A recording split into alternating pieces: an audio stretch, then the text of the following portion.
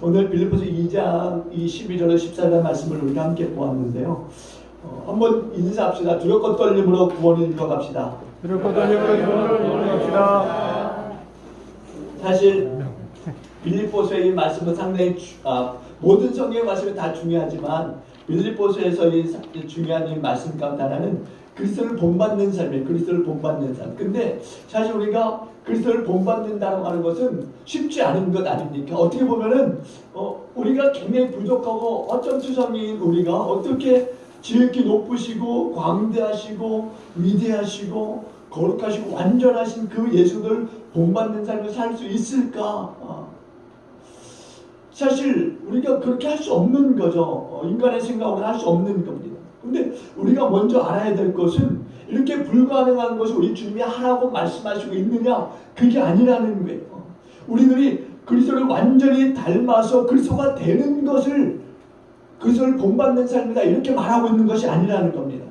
그러나 그리스도를 닮아서 온전히 변화를 입어서 나아가는 것, 그것을 바로 하나님은 원하고 계시다라는 거예요. 또 이를 위해서 우리 하나님께서는 성령도 우리 가운데 보내주셨고 하나님의 말씀인 이 진리도 우리 가운데 주셨어요. 또한 그리스도의 이 보혈이 우리 가운데 있다라는 겁니다. 창세기 17장 1절에도 보면은 하나님께서 아브라함에게 99세 때 이제 명령하시길 뭐라고 하시느냐, 너는 내 앞에서 행하여 완전하라고 말씀합니다. 너는 내 앞에서 행하여 완전하라. 이게 성경이고 또한 이것이 우리가 믿는 믿음의 소망이 되어져야 될 줄로 믿습니다.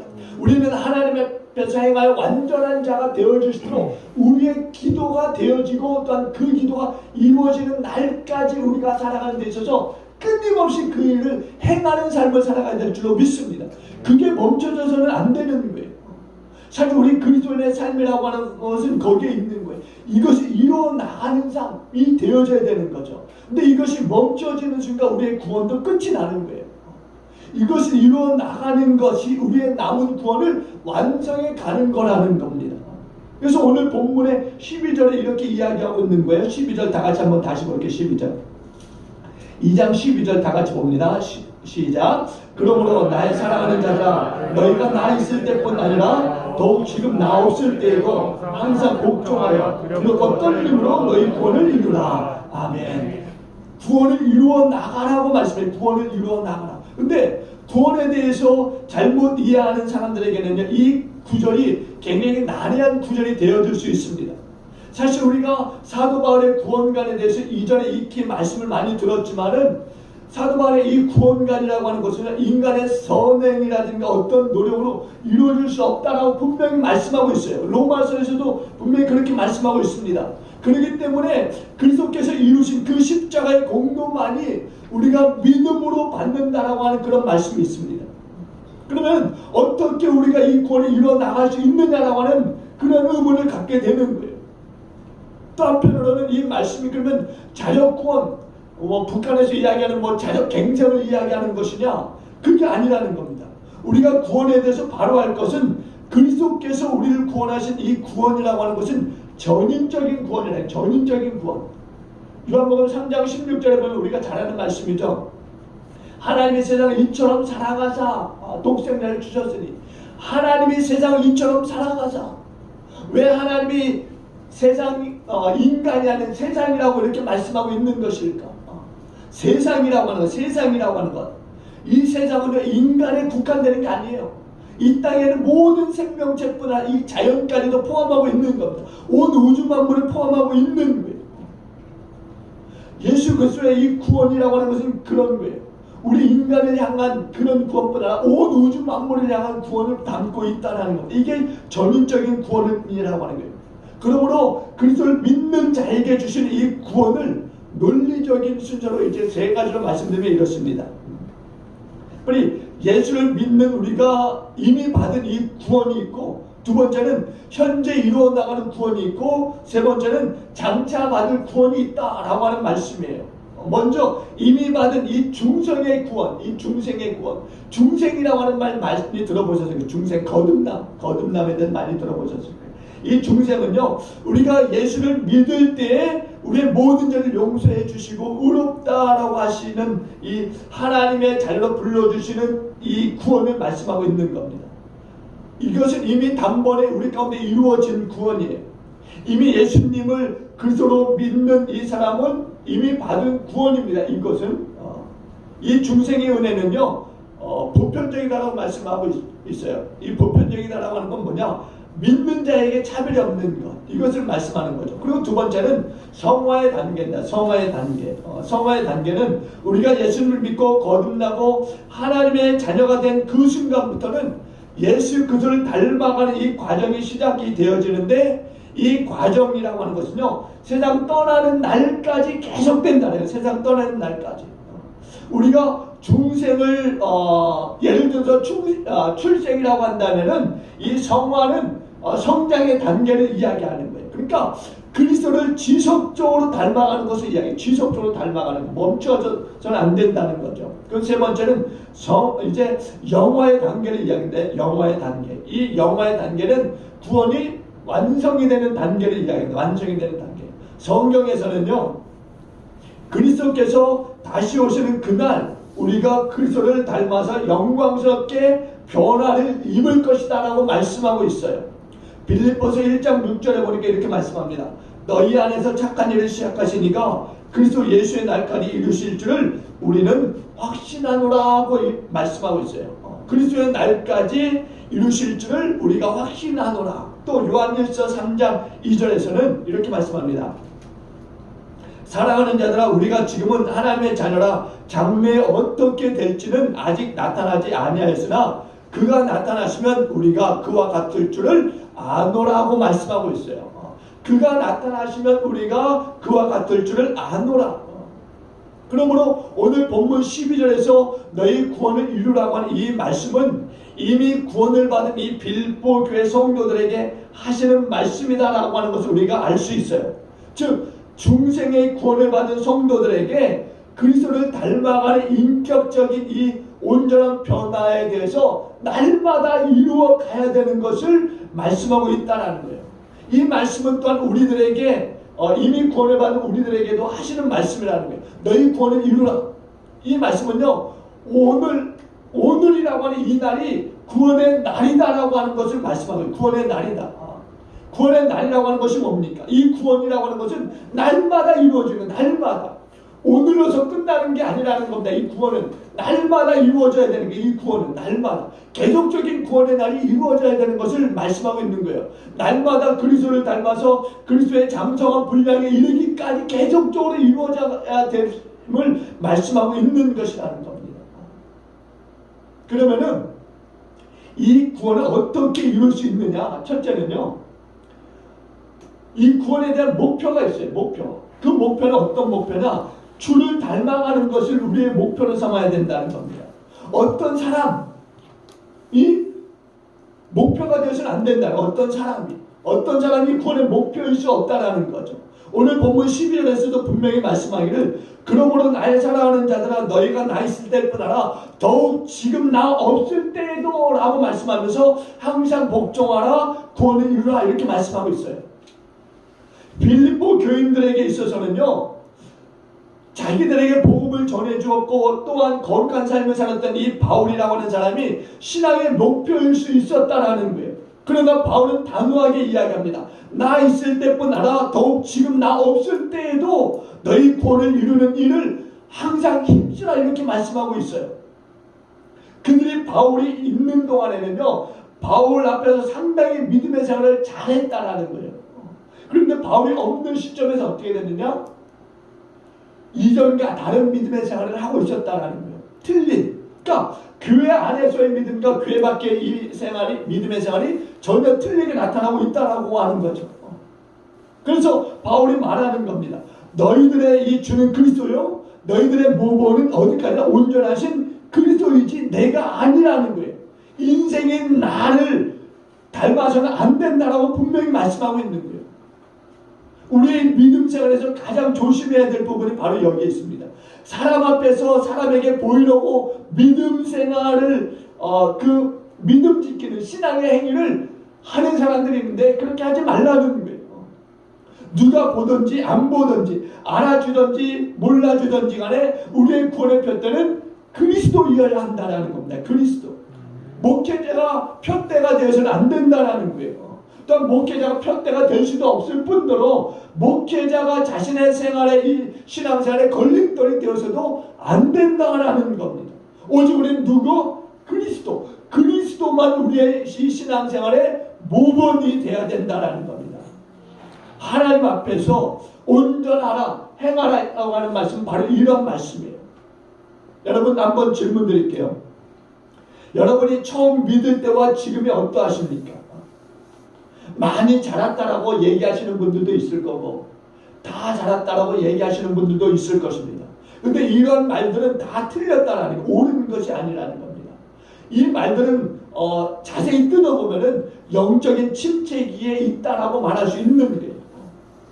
그리스도가 목표인 사람은요, 그 신앙생활의 이 걸음이 결코 멈춰지지 않는다라는 겁니다. 이제 다 되었다라고도 말하지 않는다는 것입니다. 어디까지 또 이르렀든지 간에 중요한 것은, 어디까지 자랐든지 간에 중요한 것은 그리스도의 장성한 분량에 이르기까지 끊임없이 가는 거라는 게, 끊임없이. 결코 우리의 신앙생활은 멈춰져서는 안 된다라는 거예요. 처음 서두에 말씀드렸다시피 우리가 예수를 닮아가는 것들이 불가능한 것처럼 여겨지지만 그 불가능한 것을 이루고자 우리가 끊임없이 그리스도를 쫓아가는 것 아니겠습니까?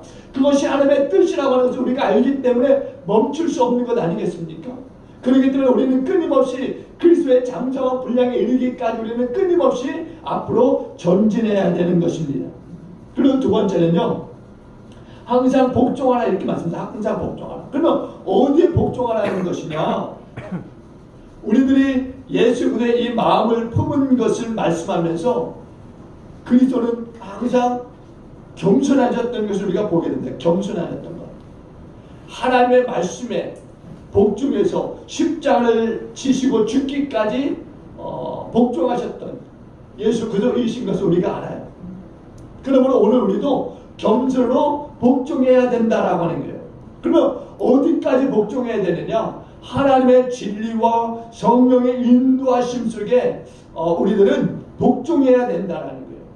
여러분, 믿음이 없이는 기본 구원도 이룰 수 없지만은 이 신족의 믿음 없이는요, 남은 구원도 이룰 수 없다라는 것을 우리는 분명히 알아야 된다는 거예요.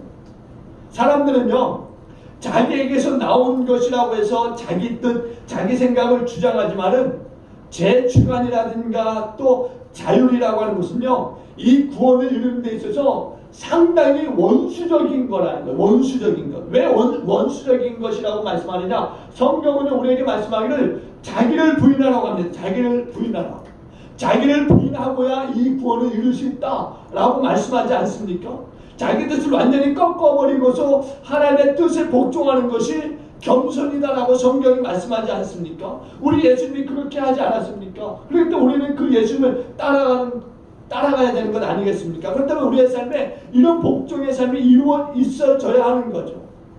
우리의 이 구원이라고 하는 것은요, 하나님의 말씀과 성령의 인도하심의 복종으로 이루어지는 거예요.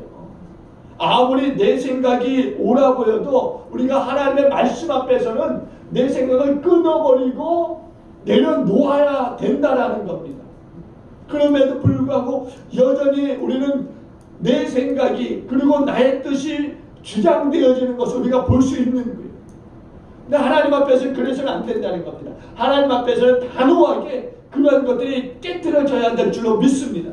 우리는 항상 복종해야 되는 거예요. 하나님의 말씀 앞에서는 항상 복종해야 되는 거예요. 복종이라고 하는 것은 어떤 때는 잘하고 어떤 때는 못하고 이래서는 안 된다는 겁니다. 여러분 보세요. 복종에 대해서 어떤 때는 잘하다가도요, 내 마음에 들지 않은 거는 어떻게 합니까? 내 주관대로 말하고 생각하고 행하는 것을 보게 된다는 거예요. 이래서는 안 된다는 거죠. 이래서는 안 되는 거예요. 복종은 항상 우리 삶에 이루어져야 되는 거예요. 복종은 항상 이루어져야 되는 거예요. 사실 오늘 주일 예배라고 하는 것은요, 정말 중요합니다. 오늘 우리 그리스도인들에게 있어서 이 주일이라고 하는 것은 하나님을 예배하는 이 귀한 날이지 않습니까? 그럼에도 불구하고 사실은 하나님이 우리 가운데 이 예배를 통한 이 쉼을 주신 날이에요. 그런데 우리가 쉼만 얻고 예배가 없는 그런 주일이 된다면은 우리의 삶은 이 구원을 이루는 삶을 온전히 살아갈 수 없다라는 거죠. 사실 이 예배를 통해서 우리의 이 한 주간의 삶에 구원이 이루어지는 삶을 살아갈 수 있게 되는 거예요. 그래서 주일 예배라고 하는 것이 중요한 겁니다. 그래서 피곤할지라도 주일 예배에 와서 말씀을 듣고 하나님 앞에 예배하면서 우리가 또 이 예배를 통한 한 주간의 이 시작을 이루어 나가야 되는 거예요. 근데 예배 없이 우리가 어떻게 이 구원의 삶을 이루어 나갈 수 있다는 겁니까? 그건 도저히 불가능한 거예요. 불가능한 겁니다. 그래서 이 주일 예배라고 하는 것은 너무나 중요한 겁니다. 그래서 오늘 우리는 항상 주님의 이 말씀 앞에 복종해야 되는 거예요. 복종.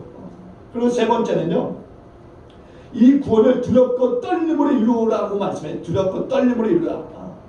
바울이 빌립보서를 기록한 것은요, 그리스도 안에 기쁨이라든가 평강을 얻고 누리게 합니다라고 말씀하고 있어요.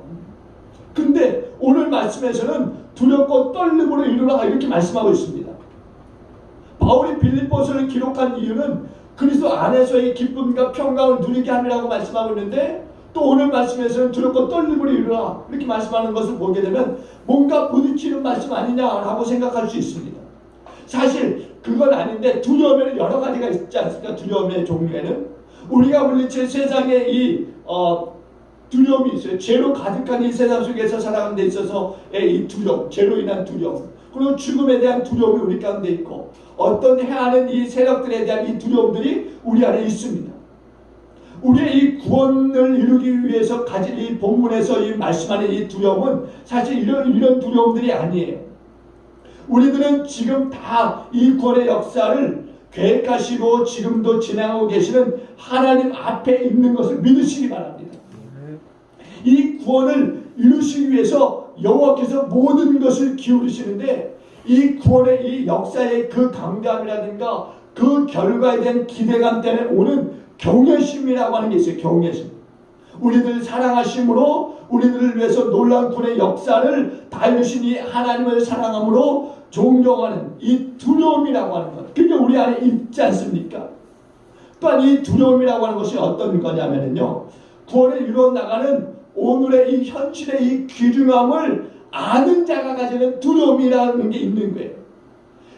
우리가 이전에는 내 마음대로 생각하고 방탕한 삶을 살았지만은 지금 현실에서는요, 이 놀라운 이 구원을 이루어간다라고 이 생각을 할 때마다 두려움을 가질 수밖에 없는 거예요. 경고망동한 행동을 할 수 없는 거죠. 조심스럽게 한 걸음 한 걸음 걸어갈 수밖에 없는 거예요. 만약 여러분 예를 들어서 생각해 보세요. 내가 가진 전 재산을 어떤 사업에 투자하는 데 있어서 사실 우리는 두려움이 있을 수밖에 없지 않습니까? 왜? 나의 전 재산을 이 사업에 투자하기 때문에 그런 거예요.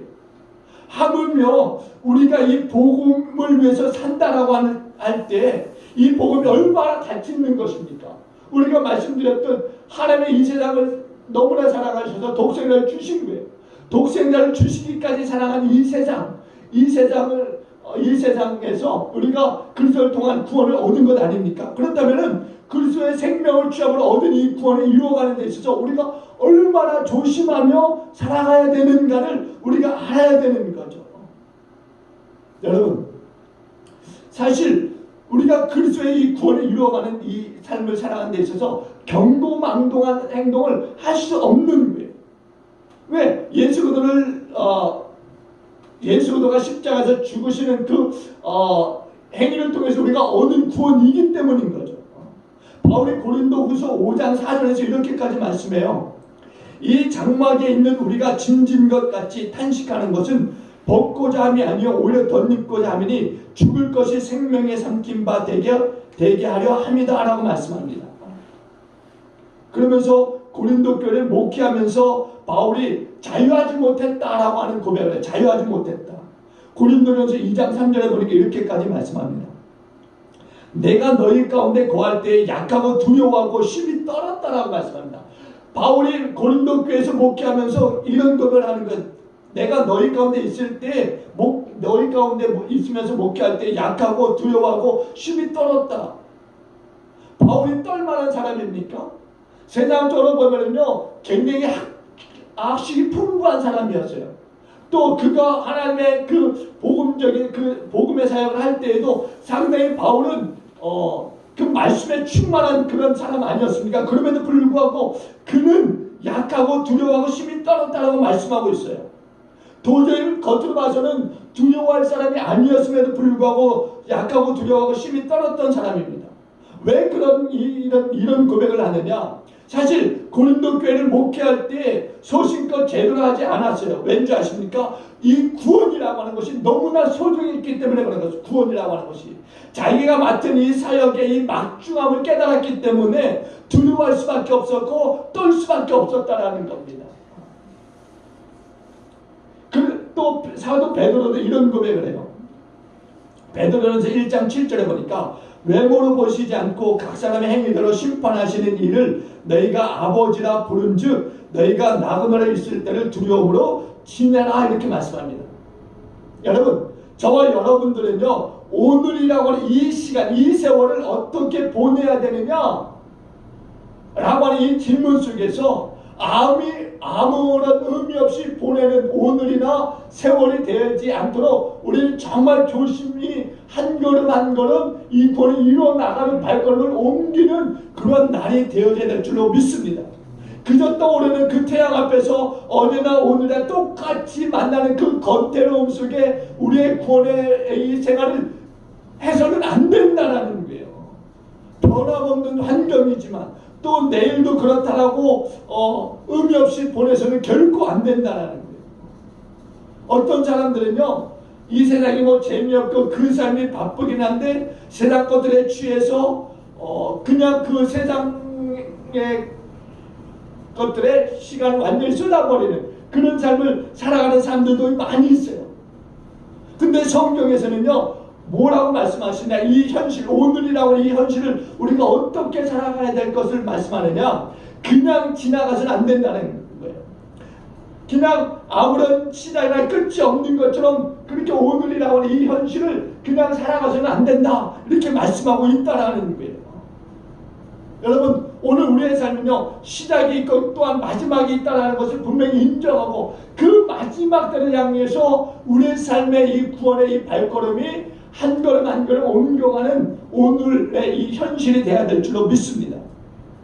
사실 성경에서는요 이 세상은 우리 성도들에게는 나그네의 삶이라고 말씀해요. 그 삶이 어떻게 뭐 좋고 화려하고 재미있는 삶이라도 나그네는 나그네라는 거예요. 또 반대로 고난이 많고 뭐 힘든 그런 삶을 살아도 나그네는 나그네라는 거예요. 그럼에도 불구하고 오늘 우리는 우리들이 그냥 지나가는 나그네의 삶이 아닌 것을 성경을 통해서 발견해야 된다는 거죠.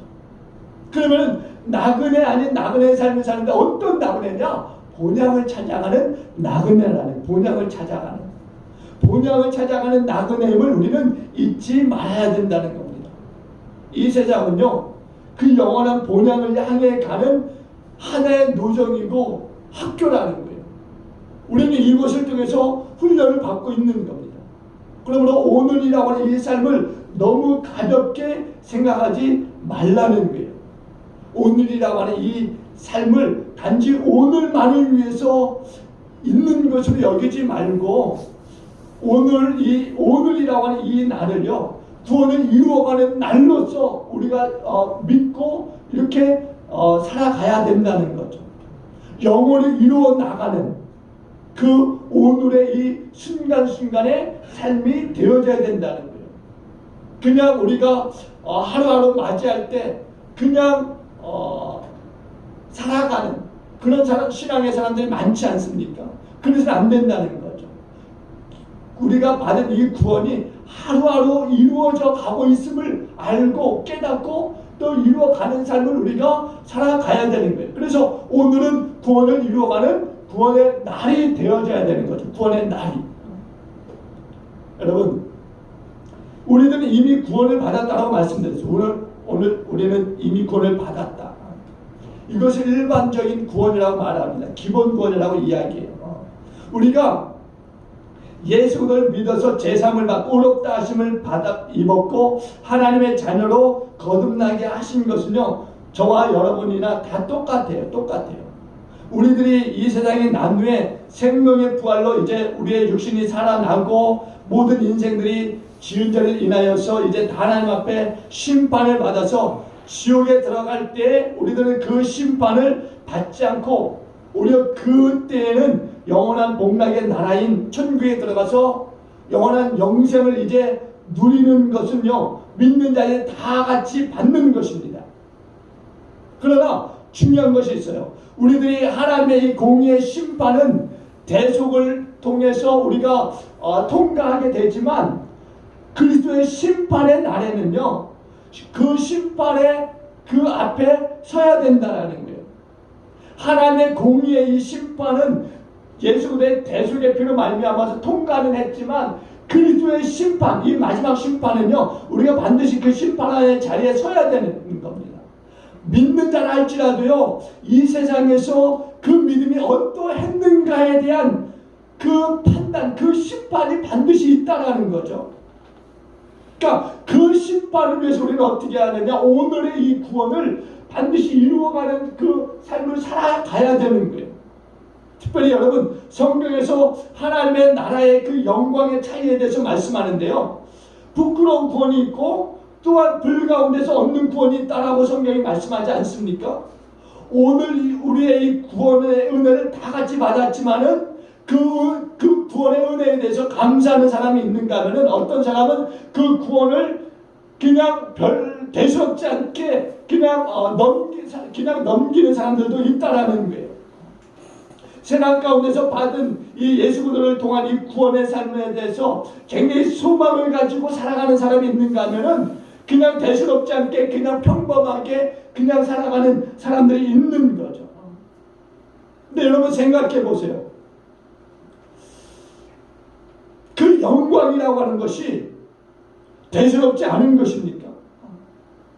우리가 받은 그 구원의 삶이라고 하는 것이 대수롭지 않은 것입니까? 어떻게 상급이 있다면은 그렇게 그냥 대수롭지 않게 막 살아갈 수 있을까? 여러분 생각해 보세요. 오늘 우리들에게 이 구원을 두렵고 떨림으로 이루라고 하는 이 말씀은요, 잠깐 지나가는 그 현실의 중요성을 생각할 때 어떻게 내 마음대로 살아갈 수 있느냐, 그럴 수 없다 라고 하는 것을 사도 바울이 우리에게 분명히 말씀하고 있는 거예요. 깨닫지 못하게 되면요, 멸망할 짐승같이 제 마음대로 살지만은 깨닫는 사람은 이 구원에 대해서 날마다 조심하는 그런 삶을 살아간다라는 거죠. 왜? 우리가 주님 앞에 서서 이 삶에 대한 심판을 받는 날이 있기 때문에. 그날을 생각하면은 사도 바울과 같이 구원에 대해서 두렵고 떨림으로 일어나가는 그 삶을 날마다 살아갈 수밖에 없다라는 거예요. 신중할 수밖에 없다라는 거예요. 신중할 수밖에. 우리가 예를 들면 이런 게 있어요. 대입 수능 시험을 치르는 아이들을 보면은요, 특별히 재수하는 아이들 가운데 그런 아이들도 있습니다. 물론 재수를 하지 않는 아이들도 그런 부류의 아이들이 있는데요. 실력은 아주 좋아요. 실력은 아주 좋은데 시험 문제를 다 풀고 답안지에 이제 그 답안을 옮겨놓는 데 있어서 잘못 실수하는 부분들이 있습니다. 그러니까 시간이 다 되어가는데 답안지를 작성하는데 사인펜으로 번호를 밀려 쓴다든가 아니면 번호를 앞서 쓴다든가, 그래서 뭐 한 칸 빼고 기록해서 맨 나중에 쓰다 보니까 번호가 하나 남는다든가 아니면 하나가 더 밀려 쓴다든가 이런 부분들이 있지 않습니까? 기록하는 면에 있어서 실수하는 경우들이 있는 거예요. 그래서 내가 원하는 대학에 진학도 못하지만 다시 시험을 준비하는 그런 학생들도 있는 거죠. 근데 이런 사실을 안다면, 그래서 이런 사실을 알기 때문에 학생들에게 미리 시험 볼 때, 이제 시험 보기 전에 많이 이런 이야기에 대해서 이야기합니다. 답안 작성에 대해서 많은 그 이야기를 해줘요. 이런 경우들이 있으니까 조심하라. 특히나 이런 경험이 있는 학생일수록 더 긴장해서 답안지를 작성하겠죠. 한 번의 실수로 낭패를 당하는 경우가 있었기 때문에 더더욱 조심할 거라는 겁니다. 오늘 우리들이 이루어나가는 이 구원은 이런 것과는 결코 비교되지 않을 정도로 너무나 귀중하고 너무나 그거 놀라운 것 아니겠습니까? 이를 위해서 하나님은 독생자를 우리 가운데 주셨고 성령을 보증자로 우리 가운데 세워주셨고 진리의 말씀을 주시면서 또 각양의 그 현실들을 주셨고, 근데 우리가 이런 것을 깨닫지 못하면은 우리가 받은 이 구원에 대해서 두려움과 떨림으로 이루어가지 아니하고 그냥 일상의 생활을 그냥 평범하게 사는 자의 삶을 살 거라는 거죠. 그래서는 안 된다는 거예요. 우리가 받은 이 구원에 대해서 두려움과 떨림으로 이루어 나가야 된다는 거예요. 두려움과 떨림으로 우리의 모든 삶에 대해서 그리스도의 영광을 위해서 복음 중심의 이 삶을 살아가야 된다는 거죠. 구체적으로는요, 구원을 이루는 중심으로 살아가야 된다는 거예요. 자라가야 되는 거죠. 그리스도를 닮아가는 것이 우리의 삶에 날마다 있어야 되는 거예요. 날마다. 성숙한 믿음이 우리 생활 속에 날마다 있어야 돼요. 날마다. 하나님께서요, 어떤 것도 맡길 수 있고 감당할 수 있는 믿음의 사람으로 우리는 자라가야 될 줄로 믿습니다. 그렇지 않으면요, 마치 어린아이가 출생한 것은 굉장히 기쁜 일이지만은 자라지 않는다라고 생각해보세요. 자라지 않는다. 그것은 부모의 평생의 걱정이 되고 또한 주위의 사람들로부터 또한 고통을 주는 그런 일이라는 거죠. 그러니까 우리가 잘하지 않으면 그런 거예요. 잘하지 않을 때 성령께서 우리 안에서 말할 수 없는 탄식을 한다고 말씀하니까 말할 수 없는 탄식을 하지 않습니까? 우리 안에 중생한 그 영도 탄식할 수밖에 없는 거예요. 왜? 잘하지 않으니까. 자라가야 되는 거예요. 자라가야 되는 겁니다. 우리가 힘써 이룰 구원이라고 하는 것을 지금까지 말씀드렸는데요. 그리스도를 편들어 해서 항상 복종하면서 두렵고 떨림으로 이룰 이 구원. 근데 하나 착각하지 말아야 될 것은요, 이 구원을 이루는 이 삶은요, 하나님이 하시는 거지 내가 하는 일이 아니라는 거예요. 내가 하는 일이 아니라는 거예요. 우리가 구원을 이룬다고 하니까 뭔가 우리의 계획 속에 열심으로 이것을 이룰 수 있다라고 생각하는데 그것은 아니라는 거예요. 그래서 오늘 13절에서 이렇게 분명히 말씀하는 겁니다. 13절 우리 다 같이 볼게요. 13절 우리 다 같이 한번 볼게요. 13절 봅니다. 13절 다 같이 봅니다. 시작. 너희 안에서 행하시는 이는 하나님이시니 자기의 기쁘신 뜻을 위하여 너희에게 소원을 두고 행하게 하시나니. 아멘. 구원을 이루라고 하니까 그러면 우리가 이루어야 될 이 남은 구원이 있는 것인가? 라고 이렇게 생각할 수 있는데, 사실 우리가 이 구원받은 이 삶에 있어서 남은 이 구원은 우리의 이 계획이나 열심으로 이룰 수 있는 것이 아니다 라고 하는 것을 말씀하고 있어요. 그러면 누가 하시는 일이냐? 바로 하나님이 하시는 일이에요. 하나님이 하시는 일이다 라고 말씀합니다. 우리의 행위나 또 노력, 여하에 따라서 이 모든 것들이 이루어지는 것이 아니다라는 거예요. 13절의 이 본문의 말씀에서는 하나님은 우리 안에서 분명히 행하시는 분이시다라고 하는 것을 말씀하고 있는 거예요. 물론 우리들은요, 이 구원을 이루기 위해서 다시 말씀드리면은 그리스도를 닮아가는 이 삶을 살기 위해서 노력은 해야 됩니다. 노력은 해야 되는 거예요. 말씀드린 것처럼 본론에서 말씀드린 것처럼 우리는 날마다 구원을 이루어가는 삶을 우리가 살아가야 되는 거죠. 살아가야 되는 거예요. 그래서 하나님 말씀도 읽어야 되는 것이고요. 또 우리가 기도도 하는 것이고, 그러면서 예배도 우리가 하는 거예요. 각가지 신앙의 노력도 우리가 해야 되는 겁니다. 그러나 본질적으로 말씀드리면은 그러한 능력을 살 수 있는 능력은 은혜로 우리 가운데 주시는 분이 바로 하나님이시라는 하나님. 그래서 너희 안에서 행하시는 이는 하나님이시다라고 말씀하고 있는 거예요. 하나님이시다. 우리 안에 하나님이 계심을 믿으시길 주님으로 축원드립니다. 하나님이 우리와 함께 하시는 것을 믿으시기 바랍니다. 하나님께서 우리 안에서 우리를 붙들고 계신 것을 믿으시길 주님으로 축원합니다. 하나님은 우리 안에 살아 역사하시는 하나님, 행하시는 하나님이시라는 것을 여러분들 분명히 믿으시고 빨리 여러분 느끼시고 깨닫고 또 감사 찬양하시는 저와 여러분이 되길 주님으로 축원드립니다. 근데 왜 하나님께서 우리 안에 계시면서 우리를 통해 구원의 역사를 하시느냐는 거예요. 전능하신 하나님께서 당신이 직접 이 구원의 역사를 하시면은 얼마나 효력이 있겠습니까? 그런데 하나님께서는 왜 우리 이렇게 미련하고 둔한 우리들을 사용하시려고 하시는가 하는 거죠. 우리들의 구원에 대해서 우리로 하여금 이루라고 말씀하고 있느냐는 거예요. 또한 하나님의 일을 맡기시면서까지 우리에게 해달라고 왜 이렇게 하시느냐는 겁니다.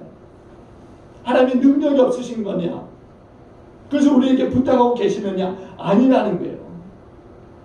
가끔 부모님들이요 자녀들에게 그런 일들을 하세요. 억지로 심부름을 시키는 거예요. 억지로 심부름을 시키죠. 억지로. 물론 때로는 저도 제가 좀 귀찮은 일들에 대해서 아이들에게 시키는 부분이 있지만은 정말 중요한 부분들을 아이들에게 시키는 일들도 있어요. 왜? 그것을 아이들이 함으로써 터득하게 하기 위한 그런 목적이 있는 거죠. 그래서 때로는 아이들이 하기 싫다고 해도 억지로라도 그 일을 하게 합니다. 하게 해요. 해봐야 그 일을 할 수 있으니까. 해봐야. 어떤 소리를 띄는 일들도 아이들이 동사무소 가서 절차를 밟으면서 해봤을 때 나중에 또 그런 일들을 쉽게 할 수 있는 거예요. 두려움을 갖지 않고 쉽게 할 수 있는 거예요.